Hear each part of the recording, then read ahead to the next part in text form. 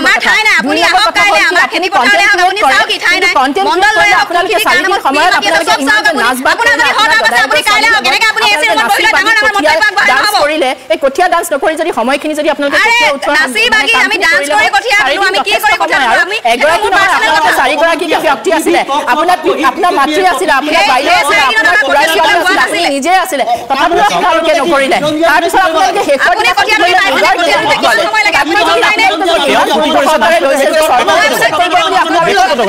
BJP মন্ত্ৰীৰ বিৰুদ্ধে এদিনতে 40 বিঘা মাটি ক্ৰয় কৰাৰ অভিযোগ উঠিছে যেটো অভিযোগ উঠিছে এই বিষয়টোত এতিয়া যেহেতু সোশ্যাল মিডিয়াত ভিডিওটো মই কৰিছিলো সেইখিনি সময়ত এটাই ক'ব বিচাৰিম যাতে বিতৰ্কলে নিনিয়ক কথাখিনি প্ৰথম কথা হ'ল ৰাজনীতিলে নিনিয়ক ৰাজনীতি মই একো নাজানো অকল ৰাজনীতি শব্দটো বাহিৰে মই একো নাজানো গতিকে এই বিষয়বস্তুটো যাতে ৰাজনীতি নহয় আচলতে সকলোৱে এই কথাখিনি গম পায় সকলোৱে আমাৰ ঘৰলৈ আহিছে পোনপটীয়াকৈ মোৰ মুখেদি জানিব বিচাৰিছে আপোনালোকে যেনেকৈ আহিছে ঠিক তেনেকৈ সকলো আহিছে যিহেতু আমাৰ দুখৰ সমভাগী হ'বলৈ সকলো আহিছে বিভিন্ন প্ৰান্তৰ পৰা মানুহ আহিছে গতিকে আমি সকলোৰ লগত কথা পাতিম সকলোকে ক'ম এতিয়া সেই কথাটোকে লৈ দল সংগঠনত গৈছোঁ বা ৰাজনীতিত গৈছোঁ এই কথাষাৰ কৈছে আমাৰ শুনি ভাল লগা নাই এনেধৰণৰ বাৰ্তা আমি গ্ৰহণযোগ্য নহয় যিহেতু একদম ভাল নাপাওঁ তেনেকুৱা ধৰণৰ কথা আৰু আচলতে এই গুণগুণজনীক বিতৰ্কলে নিনিব মই অনুৰোধ জনাইছোঁ সকলো ৰাইজক বিতৰ্কৰ মাজলৈ নিনিব কঠিয়াখিনি কঠীয়া হৈ থাকিব দিয়ক কঠীয়াখিনি ৰাজনীতিলৈ নিনিব যিহেতু জুবিন দাই গাইছিলে পলিটিক্স নকৰিবা বন্ধু গতিকে জুবিন দাই এনেই গোৱা নাছিলে সেই গানটো গতিকে সেইটোৱে কম মই কঠীয়াখিনিক লৈ আপোনালোকে ৰাজনীতিলৈ নাটানিব পলিটিক্স নকৰিব আৰু জগদীশ সেই সময়ত এটা স্বতঃস্ফূৰ্ত প্ৰকাশ আছিল কাৰণ কৃষকেহে জানে প্ৰকৃতাৰ্থত এডৰা কঠীয়ানিৰ মূল্য কিমান সেই কথাটো উপলব্ধি কৰি তেওঁলোকে মনে আচলতে সহিব নোৱাৰি এই ধৰণে তেওঁলোকে এটা ভিডিঅ' আপলোড কৰিছিল মই এতিয়া তোমাৰ পৰা জানিব খুজিছোঁ গুণগুণ যে যেতিয়া ভিডিঅ'টো আপলোড কৰিলে সাংঘাতিক ধৰণৰ চৰ্চা হ'ল আৰু আজি মই অহাৰ লগে লগে তোমালোকে এটা কথা কৈছে যে এইবোৰৰ পৰা অকণমান আঁতৰত নিৰিবিলিকৈ থাকিবলৈহে ইচ্ছা কৰিছে এই ধৰণৰ এটা কথা আজি কৈছা আৰু তোমালোকৰ বাইদেউ জ্যেষ্ঠ ভগ্নীয়েও যি শিক্ষকতাৰ সৈতে জড়িত তেওঁলৈ ফোন যোগে ভাবুকি অহা বুলিও তুমি কৈছা আৰু তুমি আজি উল্লেখ কৰিছা যে তোমাকো ফোন যোগে বিভিন্ন ধৰণে আমনি কৰি আছে এই বিষয়টো লৈ কিবা স্পষ্টীকৰণ দিব খোজা নেকি এনকে টিভিৰ জৰিয়তে আচলতে মই মোৰ ফেচবুক পেজৰ পৰা যেতিয়া ভিডিঅ'টো আপলোড কৰিছিলোঁ আপলোড কৰাৰ পাছতে যথেষ্টখিনি ভিউজ গুচি যোৱাৰ কাৰণে সকলোৱে যিটো পাইছে সেইকাৰণে সকলো আহিছে এই আমাৰ দুখৰ সমভাগী হ'বলৈ তেতিয়াৰ পৰা আমালৈ যথেষ্ট যিহেতু আমাৰ ঘৰলৈ মানুহ আহি আছে বহুত ভিৰ হৈছে সেইকাৰণে আমি কঠীয়াখিনি যিহেতু আগতে তুলি থৈছিলোঁ সেই কঠীয়াখিনি আমাৰতো নোৰুলে নহ'ব সেইকাৰণে আমি মানুহ লগাই কালি দিনটোত ৰুৱাই দিয়া হ'ল যিখিনি আছিলে এতিয়াও বাকী আছে কিন্তু যিমান সমাগম মানুহ এতিয়া মই মাতখা নিদিলেও নহয় যিহেতু সকলোৱে গুণগুণক বিচাৰে গুণগুণৰ পৰা স্পষ্টকৈ কথাখিনি শুনিব বিচাৰে গতিকে যিহেতু মই ৰুব নোৱাৰিলোঁ কালি দিনটোত আৰু আজিৰ দিনটোত মই ৰাতিপুৱা ভাগত ৰুবলৈ গৈছিলোঁ তাৰপাছতে গুৱাহাটীৰ পৰা প্ৰীতিবা আহি পালেহি সেইকাৰণে প্ৰীতিবা তাৰপাছতে অজস্ৰ মানুহ আহি আছে গতিকে মই সকলোকে মাতখা দিবতো লাগিব মাতখা দিবৰ কাৰণে মই পথাৰৰ পৰা গুচি আহিলোঁ এতিয়াও ৰুবলৈ আছে তাৰপাছত এতিয়া যিখিনি আছে সেইখিনিতো কাইলৈ ৰুবগৈ লাগিব হেমন্ত তেওঁলোকক গুণগুণহঁতক কালি প্ৰশাসনৰ তৰফৰ পৰা বা বিধায়ক মানৱ ডেকাৰ উদ্যোগত তাত তেওঁলোকলৈ কঠীয়া প্ৰেৰণ কৰা হৈছিল কিন্তু সেই কঠীয়া তেওঁলোকে গ্ৰহণ নকৰিলে সেই কথাও কালি তেওঁলোকে উল্লেখ কৰিছিল কিহৰ বাবে গ্ৰহণ নকৰিলে সেই বিষয়টোত কি কয় গুণগুণে নিশ্চয়কৈ জগদীশ সেইটো এটা খুব গুৰুত্বপূৰ্ণ মই গুণগুণৰ জ্যেষ্ঠ ভগ্নীৰ পৰা জানিব খোজোঁ তেওঁ অধ্যাপিকা মই আপোনাৰ পৰা জানিব খুজিছোঁ যে কালি প্ৰশাসনৰ জৰিয়তে আপোনালোকলৈ ট্ৰেক্টৰত কিছুমান কঠীয়া পঠিয়াই দিয়া হৈছিল আৰু সেই কঠীয়াখিনি ঘূৰাই পঠিওৱা হ'ল এই ধৰণৰ এটা কথা চৰ্চিত হ'ল এই বিষয়টোক লৈ কি ক'ব খোজা মানে সেইটো একো চৰ্চিত কৰিবলগীয়া বিষয় নহয় যিহেতু কালি আমি স্পষ্টকৈ কৈছোঁ কঠীয়াখিনি মানে আমাৰ যিকেইডোখৰ মাটি তাত আমি ৰুই পোৱা নাই আৰু এডোখৰ বহুত দ মাটি তাৰ কাৰণেতো নহ'ব বুলি কৈছে কাৰণ এবেগেটলৈকে কঠীয়া আছে কালি দেখিছে আৰু যিহেতু আমাৰ আগদিনা ৰাতি অলপ কঠীয়া তুলি থৈছিলোঁ সেইখিনি মাটিততো কালিতো কৈছোঁ কালি ৰোৱা হৈছে বুলি কালি যেতিয়া ট্ৰেক্টৰখন আহিছে তাৰ আগতে আমি আগবেলাৰ ভাগতে আমি ৰুইছোঁ সেইখিনি মাটিৰ কাৰণে আমাৰ ৰুব পৰা যোনখিনি মাটি আছিলে সেইখিনি কাৰণে আমি তোলা কঠীয়াখিনি হৈ গৈছে আৰু সেইখিনি মানে এতিয়া যোনখিনি কঠীয়া লৈ আহিছিলে বা প্ৰশাসনে পঠিয়াইছিলে সেইখিনি আমি ৰাখি থ'লেতো নহ'ব এনেই বেয়া হ'ব যিহেতু আমাৰ এডোখৰ মাটি মই দ আছে এডোখৰ বাম আছে বুলি কোৱা আছে দডোখৰতো সেইখিনি কথা আমি কোনো পধ্যেই ৰুব নোৱাৰোঁ সেইটো কাৰণে আমি কৈছিলোঁ যে যদি আমি ইয়াত ৰাখি থ'লে বেয়া হ'ব আপোনালোকে বানপীড়িত অঞ্চলত বা কোনোবা প্ৰয়োজনীয় মানুহক আপোনালোকে দি দিয়ক আমি এনেই কঠীয়াখিনি নষ্ট কৰিব নিবিচাৰোঁ আৰু মই তোমাৰ পৰা আৰু এটা কথা জানিব খোজোঁ যে তোমালোকে একেবাৰে স্বতঃস্ফূৰ্ত এটা প্ৰকাশ আছিল যে সেই সময়ত মনৰ বেদনাখিনিক এটা ভিডিঅ' আকাৰে তোমালোকে প্ৰকাশ কৰিলা আৰু সেইটো খুব সাংঘাতিক ধৰণে চৰ্চিত হ'ল আৰু আজিৰ তাৰিখত সেই ভিডিঅ'টোৱে তোমালোকক যেন অশান্তিহে কৰিছে এই ধৰণৰ এটা বুট তোমালোকে আজি কৈছা যে আমাক কিন্তু বহু ধৰণে অশান্তি কৰা হৈছে এই বিষয়টো লৈ কিবা ক'ব খোজা নেকি এই মুহূৰ্তত মানে কিয় এই কথা সঁচাকৈ বহুত বেছি অশান্তি কৰিছে যিহেতু আমি কাম কৰি খোৱা মানুহ ন আমি কাম কৰিব লাগিব কাম নকৰিলেতো আমাৰ নহ'ব যিহেতু আমাৰ মুগা সূতা কটা কাটিবলৈ থাকি গৈছে পথাৰ ৰুবলৈ থাকি গৈছে এতিয়া দিন পাৰ হৈ গৈ থাকিব এতিয়া আজি এতিয়া মা আৰু ভণ্টি ৰাতিপুৱা পথাৰলৈ গৈছে তেনেকৈ আকৌ কোনোবা আহি পাইছে কাৰণ মাত খাৰ নিদিলেও নহয় মাৰ প্ৰথম ভণ্টি আহিব লগা হৈছে পিছত মাক বিচাৰিছে আকৌ মাক পথাৰৰ পৰা লৈ আহিছোগে মানে এইখিনি কৰি থাকোঁতে আমাৰ সময় নষ্ট হৈছে যিহেতু মোৰ ইণ্ডাষ্ট্ৰিত কাপোৰ কৰি আছে মানুহৰ অৰ্ডাৰ আছে মই কাপোৰ দিব পৰা নাই এতিয়া মুগা সূতা কাটিবলৈ থাকি গৈছে সেইখিনি থাকি গ'লেতো আমাৰ বেয়া হ'ব বহুত লোকচান হ'ব গতিকে মানে কি আৰু কঠীয়া হৈ থাকিব দিয়ক আমাক বিতৰ্কলৈ নিনিব আমি ৰাজনীতি কৰিব নিবিচাৰোঁ আৰু কঠীয়াক লৈ ৰাজনীতি নকৰিব কঠীয়া কেতিয়াও ৰাজনীতি কৰা বিষয় নহয় হয় নিশ্চয় হেমন্ত আকৌ আহিম লাইনত থাকিব আপুনি গুণগুণৰ পৰিয়ালৰ বা গুণগুণৰ ওচৰলৈ তেওঁৰ জ্যেষ্ঠ ভগ্নীৰ ওচৰলৈ পিতৃৰ ওচৰলৈ আমি পুনৰবাৰ আহিম কিন্তু মই ষ্টুডিঅ'লৈ আহিব বিচাৰিছোঁ মুহূৰ্তত তেওঁলোকে ৰাজনীতি বিচৰা নাই ঠিক আছে বাৰু আৰু তেওঁলোক কৃষি কৰ্ম কৰি খোৱা যিহেতু এটা পৰিয়াল গতিকে এই ক্ষেত্ৰত কিছু অসুবিধাৰ তেওঁলোকৰ সৃষ্টি হৈছে এনেধৰণৰ এটা পৰিৱেশৰ তেওঁলোকে কাম নাছিল তেওঁলোকৰ আৰু সেইবাবে এই পৰিস্থিতিৰ সন্মুখীন হৈছে এয়া স্বাভাৱিক বাৰু মই ইতিমধ্যে দুইনা বৰবৰা আমাৰ সৈতে সংযুক্ত হৈছে বিজেপিৰ মুখপাত্ৰ আপোনাক স্বাগতম জনাইছোঁ অনুষ্ঠানৰ মাজলৈ মই প্ৰথমে আহিছোঁ আমাৰ ষ্টুডিঅ'ত কংগ্ৰেছৰ মুখপাত্ৰ অৰূপজ্যোতি ভূঞাৰ ওচৰলৈ গোটেই ঘটনাটো ইতিমধ্যে অৱগত নতুনকৈ কোৱাৰ প্ৰয়োজন নাই কি ক'ব মই ইতিমধ্যে কৈছোঁ যে জাতি মাটি ভেটি ৰক্ষাৰ কথা কৈছে চৰকাৰখনে সেই সময়ত কিন্তু যোৱা সময়ছোৱাত আমি দেখিছোঁ উচ্ছেদ বৃদ্ধি পাইছে আৰু খিলঞ্জীয়াক উচ্ছেদ কৰাক লৈ স্বাভাৱিকতে প্ৰতিক্ৰিয়া হয় নমস্কাৰ জগদীশ ডেকা ডাঙৰীয়া আজি এটা সুন্দৰ বিষয় আপুনি টানি আনিছে এইখিনিতে মই এটা কথা কওঁ যে আমি অসমৰ মানুহে জানো দুটা নাম মই এই মুহূৰ্তত মোৰ মনলৈ আহিছে মই লৈছোঁ বৰখাচী আৰু গুণগুণ এই দুটা নাম কিন্তু এটা সংকেত দিছে এটা চিন এটা হৈছে শোষণৰ এটা চিন আৰু শোষণৰ বিপৰীতে প্ৰতিবাদৰ এটা প্ৰতীক গুণগুণ আৰু বৰখাচী শোষণৰ প্ৰতিবাদৰ এটা প্ৰতীক সৰ্বানন্দ সোণোৱাল ডাঙৰীয়াই যেতিয়া অসমত বিজেপি চৰকাৰখন আনিছিলে তেওঁৰ নেতৃত্বত আহিছিল বিজেপি দলটো এটা কথা কৈছিল যে পৰিৱৰ্তনৰ শ্লোগানটো আওৰাই আৰু জাতি মাটি ভেটি ৰক্ষাৰ কথা কৈ বিজেপি চৰকাৰখনে অসমৰ শাসনত বহিছিল আৰু মুখ্যমন্ত্ৰীত আসনত সৰ্বানন্দ সোণোৱাল ডাঙৰীয়া বহাৰ পিছত অসম বিধানসভাত তেখেতে এটা বক্তব্য দিছিল সাৰুৱা বক্তব্য তেখেতে দিছিল সকলোৰে হয়তো মনত আছে যে কৈছিল যে মানসিকতাৰ পৰিৱৰ্তনৰ কথা কৈছিল যে বিজেপিৰ আমোলত মানসিকতাৰ পৰিৱৰ্তন হৈছিল বুলি তেখেতে অসম বিধানসভাত এটা সাৰুৱা বক্তব্য তেখেতে দিছিল এতিয়া আমাৰ প্ৰশ্ন হৈছে এইটোৱে আছিল নেকি বিজেপি দলৰ পৰিৱৰ্তিত মানসিকতা যি পৰিৱৰ্তনৰ কথা কৈছিলে এইটোৱে আছিল নেকি মানসিকতাৰ পৰিৱৰ্তন আজি অসমত প্ৰত্যেকটো ক্ষেত্ৰত আমি দেখিছোঁ যে থলুৱাক এই চৰকাৰখনে থলুৱাৰ ওপৰত শোষণ ধাৰাবাহিকভাৱে আৰম্ভ কৰিছে আমি যদি শিলহাকুলৈ যাওঁ আমি যদি কাৰ্বি পাহাৰৰ কথা কওঁ আমি যদি ডিমা হাছাওৰ কথা কওঁ আমি শেহতীয়াভাৱে যি কঠীয়া দিলে আজি যাৰ ওপৰত আমি আলোচনা কৰিব আহিছোঁ যে এই চৰকাৰখনে ধাৰাবাহিকভাৱে থলুৱা খিলঞ্জীয়া মানুহৰ ভূমি অধিগ্ৰহণ কৰি সেই ভূমি কেৱল পুঁজিপতিক দিয়াৰ স্বাৰ্থত এই চৰকাৰখনে কাম কৰিছে আৰু সম্পূৰ্ণ খিলঞ্জীয়া বিৰোধী থলুৱা বিৰোধী এই চৰকাৰখনে জাতি মাটি ভেটি ৰক্ষাৰ এটা মাত্ৰ তেওঁলোকৰ শ্লোগান এই চৰকাৰখনে ধাৰাবাহিকভাৱে এতিয়া আপুনি মন কৰকচোন যে আমি সকলোৱে জানো যে এইটো খেতিৰ সময় আৰু এই সজাল ধৰা কঠীয়া ধৰা আমাৰ সহাজীৱী মানুহৰ জীৱন আৰু কিমান মানুহ নিৰ্দয় হ'লে এই ধৰণে এডৰা সজাল ধৰা কঠীয়াৰ ওপৰেদি বুলডোজাৰ চলাব পাৰিব এজন মানুহৰ নিৰ্দয়তাৰ এটা সীমা থাকে এটা পৰিসীমা থাকে আমি দেখিছিলোঁ যে ব্ৰিটিছৰ ভাৰতীয় মানুহৰ প্ৰতি যি অনীহা ভাৰতীয় মানুহৰ প্ৰতি তেখেতৰ যি বিদ্বেষ আৰু সেই বিদ্বেষৰ সমতুল্য হৈছে এই কঠীয়াতলিত বুলডোজাৰ চলোৱা এই জাতি মাটি ভেটি ৰক্ষা কৰা চৰকাৰখন সেই একেটা প্ৰজাতিৰ হৈছে কাৰণ অসমীয়া মানুহৰ সপোনৰ কঠীয়াতলিত এই ধৰণে আৰু এজনী ছোৱালী যিজনী ছোৱালী প্ৰতীক হ'ব পাৰে যে যি সময়ত অসমীয়া ডেকা গাভৰুৱে ডেকা ল'ৰাই বা ডেকা গাভৰুৱে কৃষি কাৰ্যত কৰ্মৰত হৈ এখন ঘৰ চলাব পাৰে আৰু তেনেকুৱা অৱস্থাত গুণগুণ চেতিয়াৰ দৰে এগৰাকী উঠি অহা উদীয়মান যুৱতীৰ খেতিত ধৰি জীৱন কটাবলৈ বিচৰা এজনী ছোৱালীৰ এই ধৰণে সজাল ধৰা খেতিডৰাত বুলডোজাৰ চলাবলৈ যিয়ে মানে দিলে তেওঁক যিটো নিৰ্দেশ দিলে সেই নিৰ্দেশ দিয়া মানুহজন সেই প্ৰশাসন কি ধৰণৰ প্ৰশাসন হ'ব পাৰে যে সিবা নাই মই ক'লোঁ যে জালিয়ানাবাগৰ হত্যাকাণ্ডত ভাৰতীয়ক হত্যা কৰা সেই ব্ৰিটিছ যিজনে যে গুলী চলোৱাৰ অৰ্ডাৰ দিছিল সেই ব্ৰিটিছৰ মানসিকতাৰ সমান মানসিকতা হৈছে বৰ্তমান জাতি মাটি ভেটিক ধ্বংস কৰা এই চৰকাৰখনৰ মুৰব্বীৰ ইয়াতকৈ পৃথক একো নহয় এতিয়া চাওক খিলঞ্জীয়াৰ কথা এওঁলোকে কৈছে আজি তেখেতসকলে কাৰ্বি আংলঙৰ ভূমি যি 6 শিডিউলৰ এৰিয়া তেওঁলোকে ডিমা হাছাওৰ ভূমি তেওঁলোকে কুকুৰাজাৰৰ ভূমি য'ত পিয়ৰলি জনজাতি অসমৰ জনজাতিসকল বাস কৰি থাকে আৰু সেই জনজাতিসকলৰ যি ভূমিৰ অধিকাৰ 6 শিডিউলে ভূমিৰ অধিকাৰ দিয়ে 6 শিডিউলে নিজক শাসন কৰাৰ অধিকাৰ দিয়ে আৰু এই চৰকাৰখনে ধাৰাবাহিকভাৱে অসমৰ জনগোষ্ঠীৰ ওপৰত লুণ্ঠন চলাইছে আৰু তেওঁলোকে কেৱল ৰঙা দলিচা পাৰি দিছে বাহিৰৰ পুঁজিপতিক আৰু সেইকাৰণে মই কৈছোঁ যে ব্ৰিটিছৰ সমতুল্য এই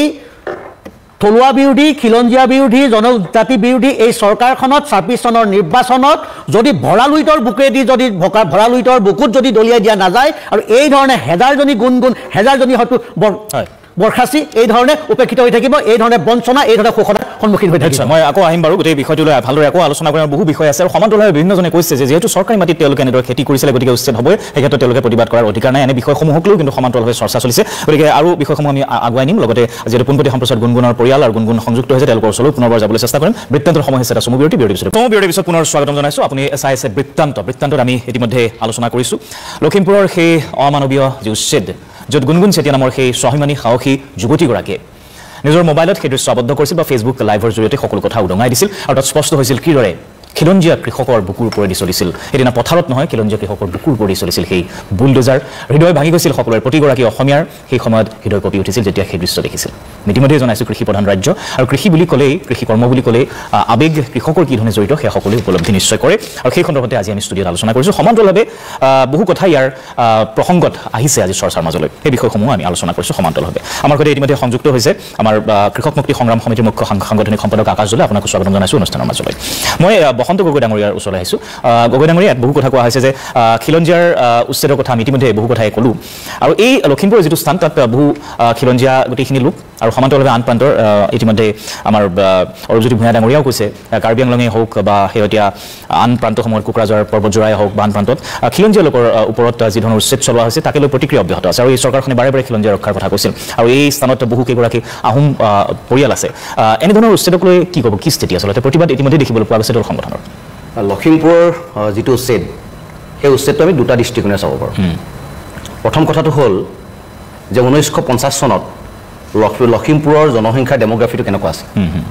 আৰু আজি লখিমপুৰ জিলাখনৰ জনসংখ্যাৰ যিটো আন্তঃগাঁথনি তাৰ কেনেকুৱা ধৰণৰ পৰিৱৰ্তন হৈছে সেই কথা বতৰাবিলাক আমি চাব লাগিব আৰু লখিমপুৰৰ বিভিন্ন দল সংগঠনে প্ৰশাসনক এটা কথা স্পষ্টভাৱে জনাইছিলে তাৰ সদৌ টাইহোম ছাত্ৰসন্থ আছিল যে তাত অবৈধ বেদখলকাৰীক উচ্ছেদ কৰিব লাগে আৰু যিসকল মানুহে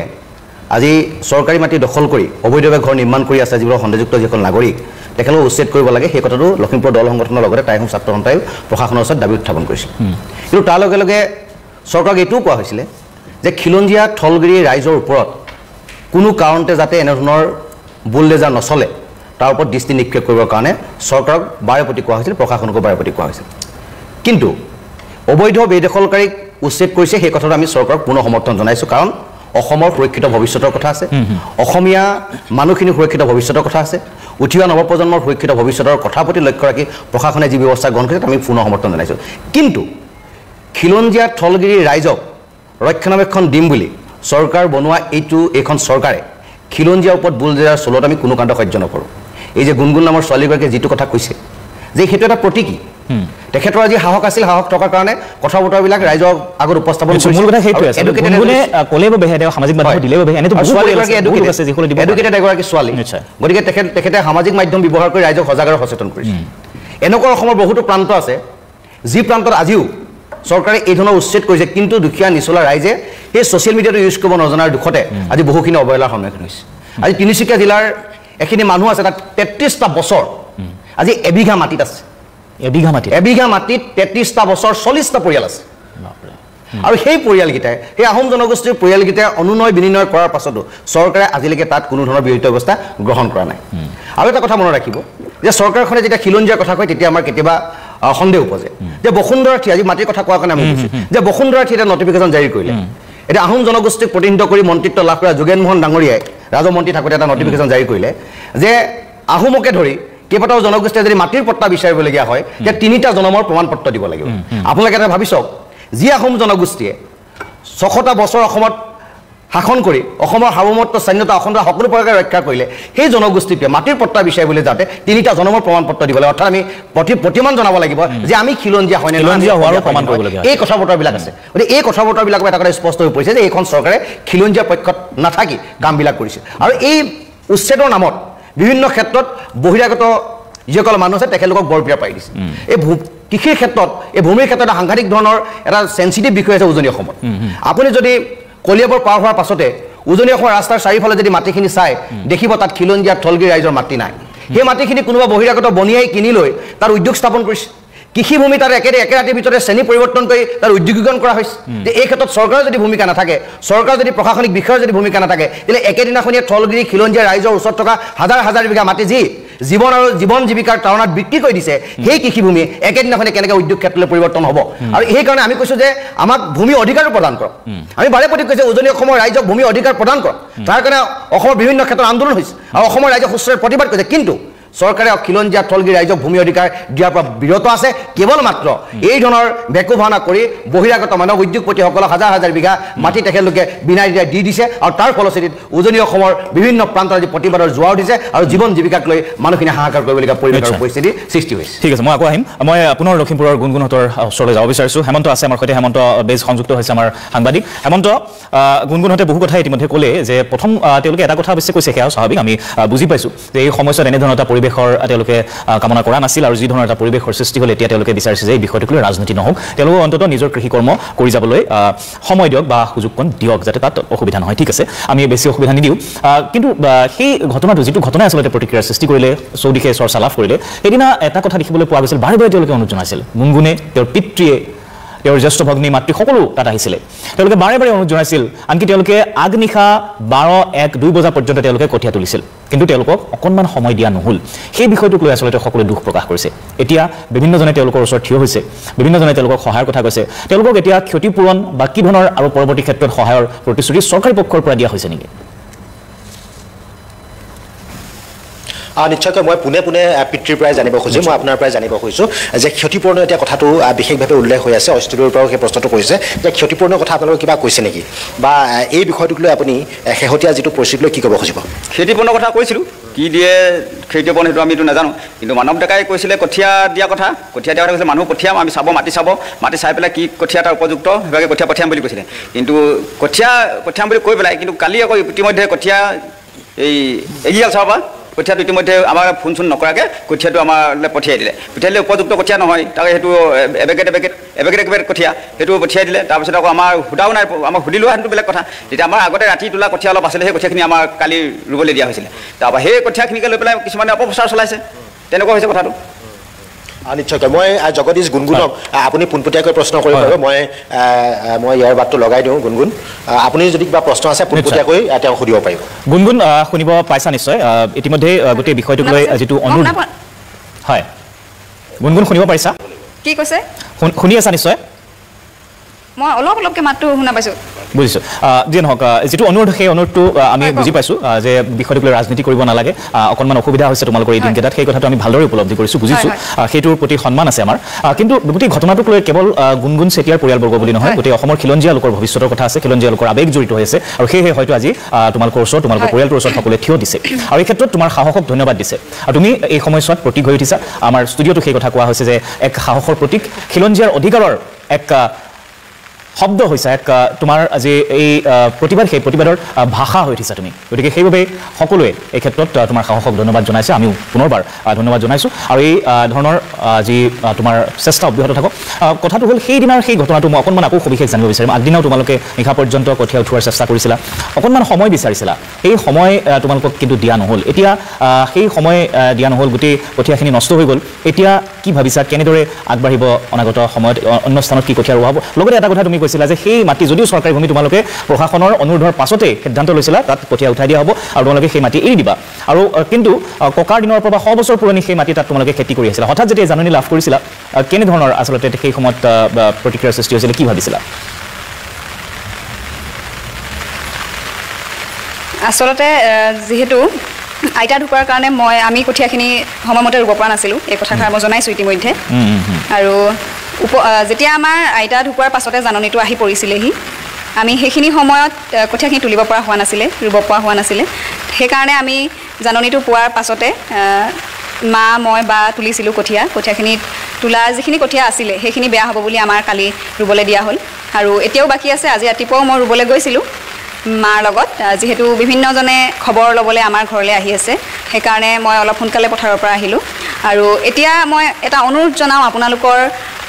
এই NK TV প্লাছৰ জৰিয়তে সকলোকে যাতে অপপ্ৰচাৰ কিছুমান চলাই আছে কোনো যাতে অপপ্ৰচাৰ নচলায়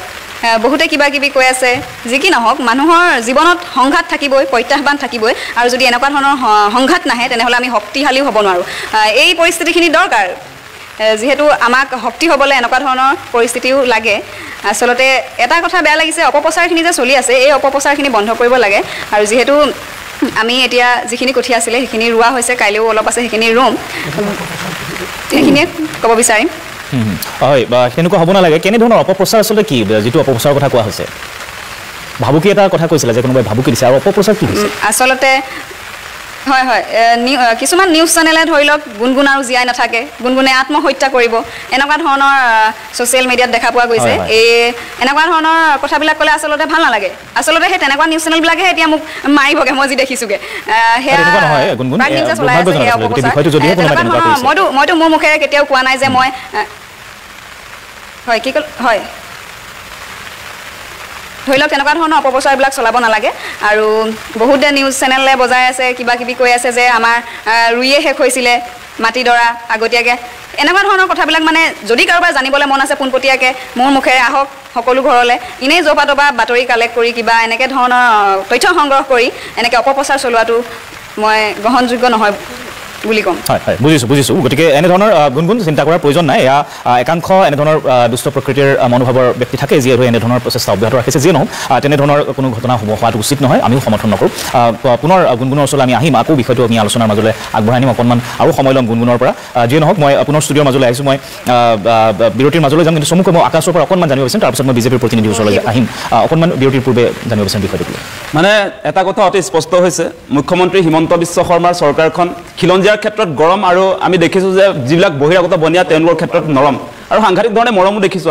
আমি লক্ষ্য কৰিছোঁ গুণগুণৰ ক্ষেত্ৰত গুণগুণৰ পৰিয়ালটোৰ আপোনাৰ কঠীয়াতলি যি ধৰণে জেচিবি চলাই উচ্ছেদ কৰি দিলে তেওঁলোকে কৈছে যে 2 ঘণ্টা সময় বিচাৰিছিলে 2 ঘণ্টা সময় আজি দিব নোৱাৰে আজি গুণগুণৰ পৰিয়ালটোক কঠীয়াতলি উচ্ছেদ কৰাৰ কাৰণে আপোনাৰ যি ধৰণে তাত জেচিবি চলাই দিলে আৰু তাৰ উদাহৰণ এটা মই দি দিওঁ যে যিটো পৰিয়ালক আচলতে আপোনাৰ 2 ঘণ্টা সময় নিদিয়ে সেই একেটা সময়ত আপুনি দেখিব জিঞ্জাৰ হোটেলক আজি 3 বছৰ সময় দি দিলে নটিছৰ ওপৰত নটিছ যায় কিন্তু উচ্ছেদ নহয় আজি আপোনাৰ পুঁজিপতিবিলাকৰ যিবিলাক বিল্ডিং আছে আমাৰ আপুনি নিশ্চয় জানে এনকে টিভিও যথেষ্ট পৰিমাণে শিলাগুৰ উচ্ছেদটো কভাৰেজ কৰিছিলে আমি দেখিছিলোঁ তাত যিবিলাক পুঁজিপতিৰ বিল্ডিং আছে আজি হিম্মত চিংকাৰ বিল্ডিঙৰ পৰা আৰম্ভ কৰি আপোনালোকে নিশ্চয় দেখা পাইছে আপোনাৰ এই বদৰীনাথ মলৰ বিল্ডিং আপোনাৰ OKD আছে বিভিন্ন প্ৰতিষ্ঠান আছিলে 17টা প্ৰতিষ্ঠানক উচ্ছেদ কৰা হ'ব বুলি হিমন্ত বিশ্ব শৰ্মাৰ ফালৰ পৰা ফেচবুক হেণ্ডেলত আপোনাৰ 1 মাৰ্চ 2023 তাৰিখে একদম ধুনীয়াকৈ লিখি দিছিলে কিন্তু সেইবিলাক আজিৰ দিনটোলৈকে তাত কিন্তু কোনো ধৰণৰ বুলডোজাৰ নচলিল গতিকে আপোনালোকে অতি স্পষ্ট কথা নিশ্চয় বুজিছে যে খিলঞ্জীয়াৰ ক্ষেত্ৰত গৰম আৰু আপোনাৰ বহিৰাগত বনিয়াৰ ক্ষেত্ৰত মৰম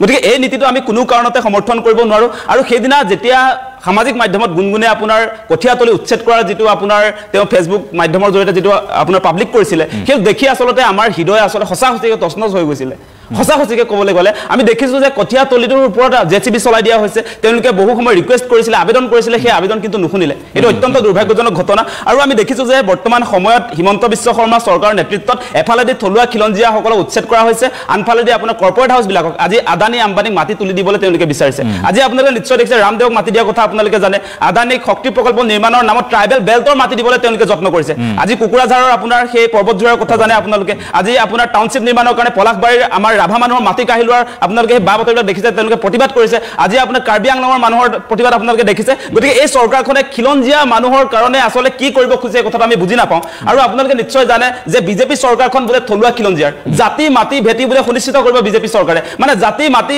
যদি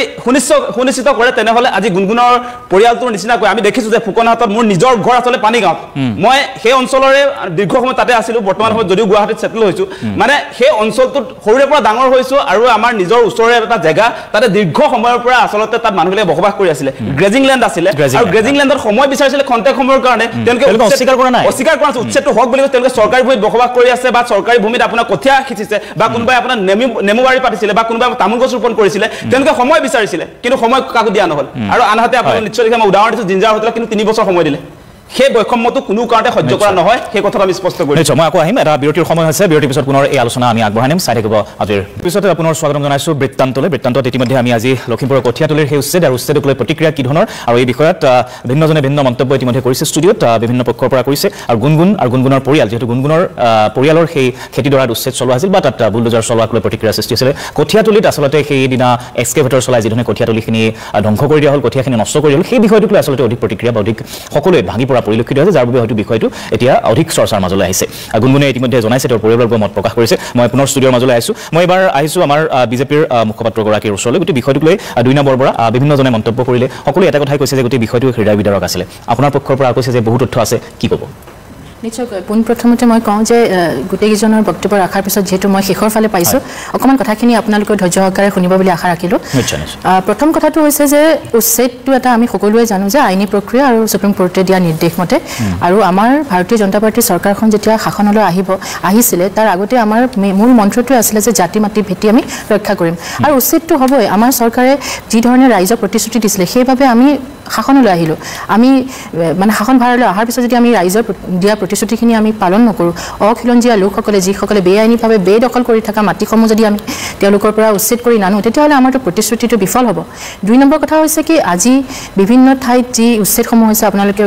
সকলোৱে জানে যে পমুৱা মুছলমানেৰে ভৰি আছে আজি সত্ৰৰ পৰা জলাঞ্চলৰ পৰা বনাঞ্চললৈ ইতিমধ্যে আপোনালোকৰ বহুকেইটা হয়তো বাতৰি প্ৰকাশ পাইছে আৰু তাৰ যি শেহতীয়াকৈ আপোনালোকে কৈছে যে এই লখিমপুৰৰ বিষয়টোলৈ আৰু কঠিয়াৰ বিষয়টোলৈ আপোনালোকে আজি এই টকশ্ব'টো পাতিছে এতিয়া কথাটো হৈছে কি গুণগুণ চেতিয়া এগৰাকী উঠি অহা যুৱতী প্ৰথমতে তেওঁ যি স্পষ্টবাদিতা তাৰ বাবে মই ধন্যবাদ জনাইছোঁ কিন্তু তেওঁ এগৰাকী মানে কণ্টেণ্ট ক্ৰিয়েটৰ হয় তেওঁৰ ফিউচাৰটো যাতে ভাল হয় ভাল কণ্টেণ্ট কৰে তাৰ কাৰণেও মই শুভেচ্ছা জনাইছোঁ কিন্তু সেই বুলি ৰাইজক বিভ্ৰান্তি কৰাৰ যাতে কণ্টেণ্ট তেওঁ নবনায় কাৰণ কিয় ক'লোঁ এই কথাষাৰ ক'বলগীয়া এইটো কাৰণে হৈছে যে ফুকন হাটৰ যি শিঙিমাৰী ৰিজাৰ্ভত তেওঁৰ যি আধা কথা কেৱল মাত্ৰ আধা কথা মাটিত তেওঁলোকৰ এই কঠীয়া তেওঁলোকে ৰুইছিলে আৰু তেওঁলোকৰ যিখিনি তথ্য মই তাৰ চুবুৰীয়া ৰাইজৰ পৰা যিখিনি যুগুতাবলৈ সক্ষম হৈছিলোঁ তেওঁলোকৰ 3.5 নে 4 বিঘা মাটি তেওঁলোকৰ খেতিৰ আছে যিহেতু তেওঁলোকে খেতি কৰি খায় ইতিমধ্যে তেওঁ উল্লেখ কৰিছে নিজে আৰু সেই 3.5-4 বিঘা মাটি ইতিমধ্যে তেওঁলোকৰ কঠীয়া ৰোপণৰ কাম প্ৰায় খেতিৰ কাম মানে সম্পন্ন হ'বলৈ হৈছিলে কিছু অংশ বাকী আছিলে আৰু এই যে আধা কথা যি চৰকাৰৰ মাটিত তেওঁলোকে ৰোপণ কৰি থোৱা আছিল ৰাইজৰ মতে বা তেওঁলোকৰ যিখিনি আমি তথ্য পাইছোঁ যে দেউতাকে তেওঁৰ পিতৃয়ে এইখিনি বিক্ৰী কৰে বেলেগক যদি কঠীয়া প্ৰয়োজন হয় এতিয়া কথাটো হৈছে যে লখিমপুৰৰ যি উচ্ছেদ অভিযান হ'ল 3টা ঠাইত হৈছিলে এটা হৈছিলে আপোনাৰ গুমুঠা সত্ৰত 2 নম্বৰ আপোনাৰ এইটো ফুকনৰ হাট শিঙিমাৰী ৰিজাৰ্ভত আৰু 3 নম্বৰ ঠাইটো হৈছিলে ৰাংচালি এতিয়া টোটেল 218 ঘৰৰ ফেমিলিৰ ভিতৰত আমাৰ যদি খিলঞ্জীয়া লোক তাতে আছিলে সেয়া হৈছে 12 ঘৰ আৰু 12 ঘৰৰ ভিতৰতে এই শিঙিমাৰী ৰিজাৰ্ভত যি 3 ঘৰ আহোম মানুহ মই নিজৰ গৰাকী আহোম যুৱতী আহোম মানুহ নিশ্চয়কৈ নিজৰ কমিউনিটিৰ প্ৰতি টান থাকিব কিন্তু আমি ভুল তথ্য এটাত ভুল হেৰিটোত আমি ছাপোৰ্ট দিব নোৱাৰোঁ এতিয়া কথাটো হৈছে কি যে তেওঁৰ যি ঘৰ 3 ঘৰ আহোম মানুহ আছিলে চাব মই ভিডিঅ' আকাৰে মই কিছুমান তথ্যও আপোনালোকক দেখুৱাম যে তাৰ চুবুৰীয়া যি 2 ঘৰ আহোমৰ ঘৰ আছিলে আহোমৰ পৰিয়াল আছিলে তেওঁলোকৰ নেমুৰ বাগান আছিলে কচুৰ বাগান আছিলে তেওঁলোকৰ বুকুত শিল মানে ৰাখিও তেওঁলোকে কৈছে যে যিহেতু চৰকাৰে এটা সৎ উদ্দেশ্যৰে যিহেতু চৰকাৰে পমুৱা মুছলমানখিনিক উচ্ছেদ কৰাৰ উদ্দেশ্যৰে এই উচ্ছেদ কৰিছে তাত আমি চৰকাৰী মাটিত আমি আছিলোঁ আমি নিজে আমি এই মাটিখিনি আমি তেওঁলোকৰ চৰকাৰৰ কামখিনি কৰিবলৈ আমি আগবঢ়াই দিছোঁ যেহেতু দুখ লাগিছে কাৰণ আমিও খেতি কৰিছিলোঁ তেওঁলোকৰ ভাষ্যটো মই কৈছোঁ আৰু কাৰণ চাওক আধা কথা মাত্ৰ এনেকুৱা এটা ছ'চিয়েল মিডিয়া যেনেকৈ ভাল কৰে ছ'চিয়েল মিডিয়াই কাল কৰে আজি ছ'চিয়েল মিডিয়াত তেওঁ কণ্টেণ্ট দিলে আপুনি চাব তেওঁ পেজটো আপোনালোকে হয়তো ফ'ল' কৰিছে যিহেতু তেওঁৰ নামটো আহিল ময়ো গোটেই পেজটো চালোঁ এই পেজটো দেখিলোঁ যে এটা ভিডিঅ' তেওঁক যিটো চৰকাৰে 4 দিন সময় জিলা প্ৰশাসনে তেওঁলোকক দিছিলে আৰু খেতি যদিও মই নকৰোঁ কিন্তু খেতিয়কৰ পৰা যিখিনি মই তেওঁলোকৰ পৰা তথ্য লৈছোঁ যে আধা কথা কেৱল মাটিত আসলে কঠিয়া উঠাবৰ কাৰণে 1 পৰা 1.5 দিন লাগে মই ধৰিছোঁ 2 দিন লাগে মই বাইদেউ আপুনি এটা কথা শুনক আধা কঠিয়া বুলি কৈছে আপুনি এইটো আধা কথাখিনি সম্পূৰ্ণ হ'ব আপুনি যেহেতু কৈছে কঠিয়াটো কঠিয়া আপুনি অন্যায় কৰিছে যদি অপেন ৰিমাৰ্ক দিছিলে আপুনি যেহেতু কৈছে কঠিয়াখিনি নেমু বাগান কৈছে কিবা কৈছে তাৰ কথাটো মই সমৰ্থন নকৰা নহয় মই সমৰ্থন কৰিছোঁ বুলি কৈছোঁ সমৰ্থনৰ কথা নহয় এই নিৰ্দেশ দিছে এই নিৰ্দেশ মই সম্পূৰ্ণভাৱে সমৰ্থন কৰিছোঁ কিমান মই আছো ভিডিঅ' যোগে মই এটা এই কথা ক'ব লাগে আপুনি যে কৈছে এজন কণ্টেণ্ট কৰিম নালাগে বিধান দিছে মই বিধান দিছে মন জানা কোৱা নাই এই ৰাইজে কি কাৰণে আহিছে বিধান দিছে কাৰণে আহিছে কি আপুনি কাইলৈ না শুনা এই আধা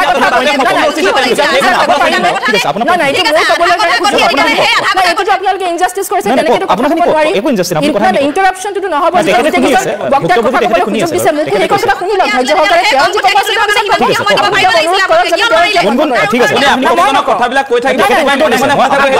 আপুনি জনক কথা কৈছে মই কিন্তু তাতে মানে উত্তৰ দিয়া নাই অলপমান সময় বিচাৰিছিলো তাত কি হ'ল কি হ'ল ঠিক আছে কথাটো হৈছে যে মই ভিডিঅ'টো দেখাব লাগিব কাৰণ ভিডিঅ'টো ওচৰ চুবুৰীয়া তেওঁলোকৰ যিটো নেবাৰ তেওঁলোকে এই ভিডিঅ'টো আকাৰে মোক দিছে কাৰণ মই জানো যে আপোনালোকে তথ্য নহ'লে আপুনি নিজে নাহিলে আৰু শুনক আপোনালোকে নিজে মই নিজে যাম কিন্তু ডাঙৰ কথা হৈছে কি আমাৰ ভিডিঅ'ৰ গৈ যিখিনি তথ্য আছে সেইখিনি হ'ব নোৱাৰে মই কেমেৰা অনুৰোধ কৰা মই জগদীশ ডেকা ডাঙৰীয়াক অনুৰোধ কৰিম যে এই ভিডিঅ'টো জুম কৰি পেলাই দেখুৱাই আৰু শুনাই আমাক এইখিনি কাম কৰি তেতিয়াহ'লে আমি নেমু বাগানৰ ঘৰকে কপিয়া কৰিব লাগিব মই অনুৰোধ কৰিছো কেমেৰা পাৰ্চনে যাতে এইটো জুম কৰে আৰু এইটো অডিঅ'টো কেনেকৈ শুনিব ঠিক আছে গুণগুণ যদি ভিডিঅ'টো চাব পাৰি চোৱাৰ ব্যৱস্থা নিশ্চয় আছে মই তেওঁলোকৰ ভাষ্যটো ওচৰ চুবুৰীয়াৰ লোকৰ ভাষ্যটো শুনাব বিচাৰিছো কি আছে আপুনি জনাওক কেনেকৈ শুনিব অডিঅ'টো মই নাজানো কেমেৰা ফালে দি দিয়ক অডিঅ'টো আপুনি লেপেলৰ ওচৰত দিয়ক অখিলঞ্জীয়া মানুহখিনি ইয়াৰ পৰা উচ্ছেদ কৰিছে তাৰ ভিতৰত আমি পৰিছো অডিঅ'টো মই নাজানো অডিঅ'টো আহিছে কিন্তু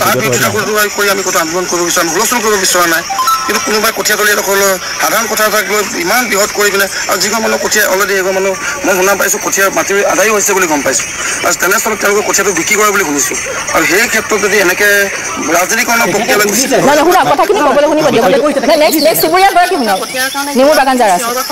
হুলস্থুল কৰিছে আমাৰ গোটেই নেমু বাৰীত আমি দেখামতে যিখিনি কঠীয়া আছিলে সেইখিনি সৰহখিনি আৰু অলপ কঠীয়া আছিলে বেছি কঠীয়াও নাই মানে যিমানখিনি আমি নিউজটো দেখি আছোঁ ইমান বেছি কঠীয়া আমি তলিখনত দেখা নাই মানে আমি ওচৰৰে হয় আধা কথা মাটি কঠীয়া পাইছিলে তাৰে সৰহখিনি তুলি লৈ গ'ল থাকি যোৱা কঠীয়া কিডাল প্ৰায় 6-7 আশী কঠীয়া লৈ যি ধৰণে প্ৰচাৰ চলাইছে আৰু অপপ্ৰচাৰো চলিছে লোকক বদনাম দিছে মিছা কৰি কঠীয়াখিনি কিমান মাটি ল'ব পাৰে এতিয়া কথা হ'ল এতিয়া কথা হ'ল আৰু লগতে না মই এজন ব্যক্তিয়ে কৈছে তেওঁ শুনিছে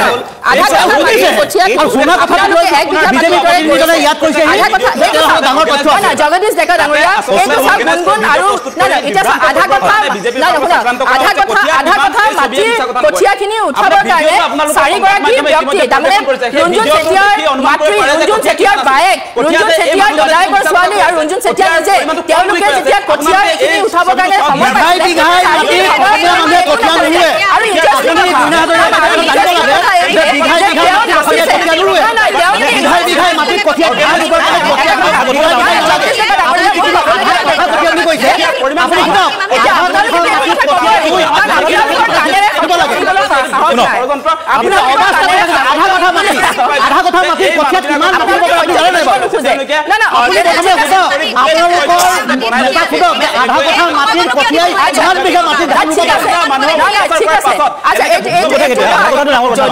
জগদীশ ডেকা ডাঙৰীয়া মই এটা কথা কওঁ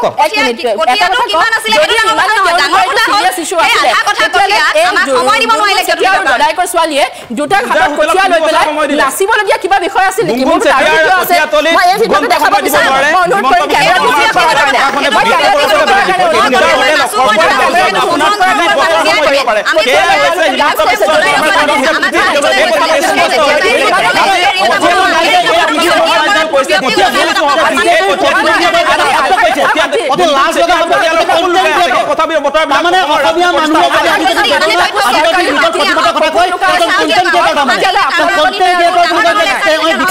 প্ৰতিনিধিয়ে কলৈ দিব বিচাৰিছে অসমীয়া মানুহক যদি প্ৰতিবাদ তেওঁক যদি শোষণ কৰে এই শোষণ যদি আছে ছচিয়েল মাধ্যমত যদি নিদিয়ে তেনেহ'লে কি ধৰণে দিব আৰু এই গোটেই বিষয়টো আজি বিজেপিৰ প্ৰতিনিধিগৰাকীয়ে কৈছে কণ্টেণ্ট ক্ৰিয়েটৰ বুলি কয় খিলঞ্জীয়া মানুহৰ জগদীশ ডেকা ডাঙৰীয়া মই ইয়াতে এটা কথা কওঁ এক নম্বৰ কথা আপুনি যিটো অমানৱীয় সেই কথাটো আপুনি একেবাৰে মানে মই নস্যাত এইটো কাৰণে কৰিব বিচাৰিছোঁ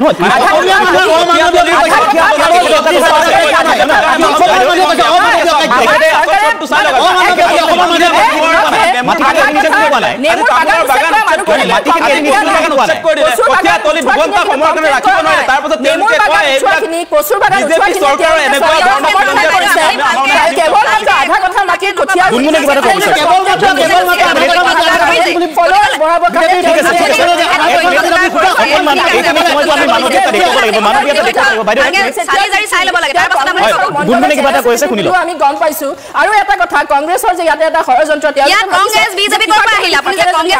নাম ল'ব পাৰো সেইকাৰণে গৈ পেলাই কংগ্ৰেছৰ নেতাৰে পুৱাৰ পৰা গৈ ৰাতিলৈকে বাহৰ পাতি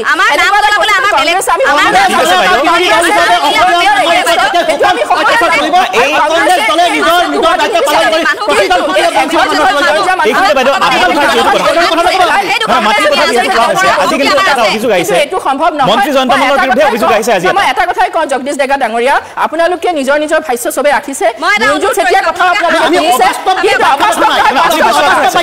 আজি অৰূপ দা আপুনি কওকচোন আপুনি যদি খেতিয়কৰ ল'ৰা হয় বা আপুনি খেতি আপোনাৰ লগত জড়িত হৈ আছে আধা কথা মাটি কঠীয়া উঠাবলৈ কিমান দিন লাগে মোক সেই কথা আপুনি তাৰ লগত এটা কথা কওক না মোক সেইটো উত্তৰ দিয়ক আধা কথা মাটি প্ৰশ্ন আপুনি আধা কথা মাটি মই আৰু আছে এই আধা কথা কাৰণে সেই সময়কণ কিয় নিদিলে আধা কথা গুণগুণৰ এটা প্ৰশ্ন আছে বাইদেউ এক মিনিট আমি কৈ আছো যে আমি এই খিলঞ্জীয়া এই দখলকাৰী ঘোষিত কৰিছে আমি সম্পূৰ্ণভাৱে সহমত জনাইছো আমি মাত্ৰ অলপমান সময় বিচাৰিছিলো এই সময়কণ গুণগুণ চেতিয়াই নিজৰ কণ্টেণ্ট ক্ৰিয়েটৰ ভিউজ বঢ়াবৰ কাৰণে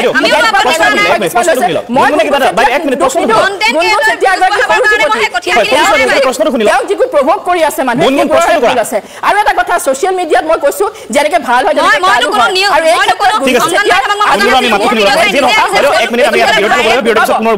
সময় বেছি নাই এটা চমু বিৰতি এটা সময় আছে এটা চমু বিৰতি লৈছো অংশ লৈ আছো সময় একেবাৰে কম মই ছুটিকে গুণগুণৰ ওচৰলৈ যাব বিচাৰিছো পোনপটীয়াভাৱে গুণগুণে এটা প্ৰশ্ন কৰি আছিল তেতিয়া গুণগুণ সময় বেছি নাই কি কৈ আছিলে তেতিয়া প্ৰশ্ন এটা আছিল তোমাৰ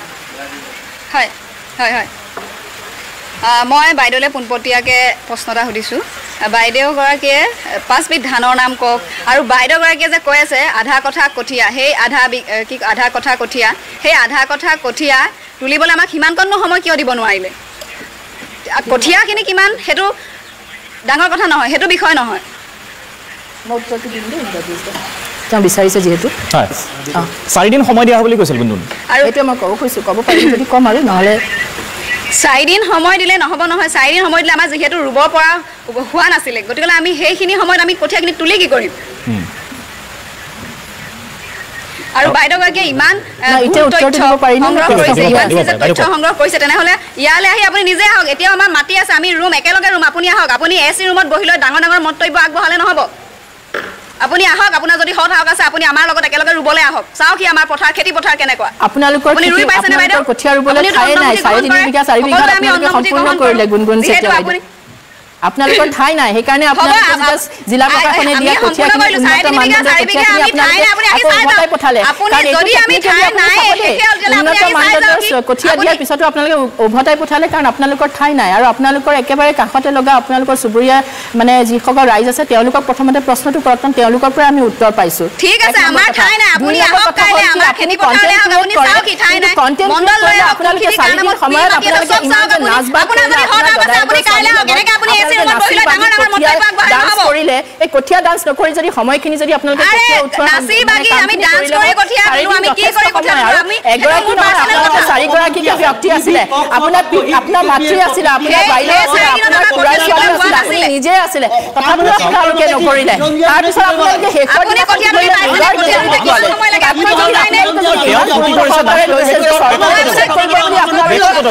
24 তাৰিখে নটিচ চৰকাৰে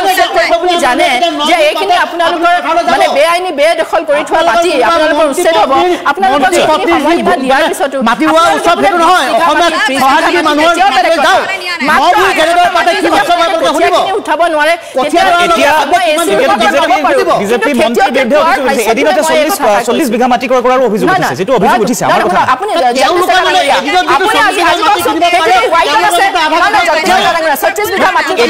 এদিনত কেনেকৈ কৰিব এদিনত কেনেকৈ কৰিব টেক্স যদি সাধাৰণ মানুহৰ সম্ভৱ নাই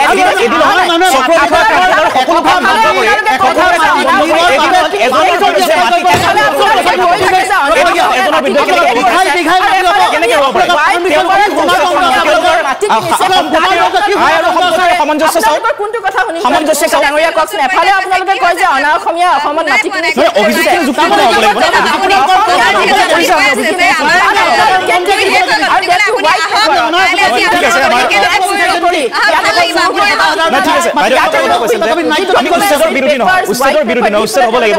আইন কিয় নিৰ্মাণ কৰা হয় আইন সাধাৰণ লোকৰ বাবে খিলঞ্জীয়া লোকৰ সহায়ৰ বাবে যদি তাৰ সুবিধা সাধাৰণ মানুহে নাপায় খিলঞ্জীয়া নাপায় তেনে আইনৰ কি লাভ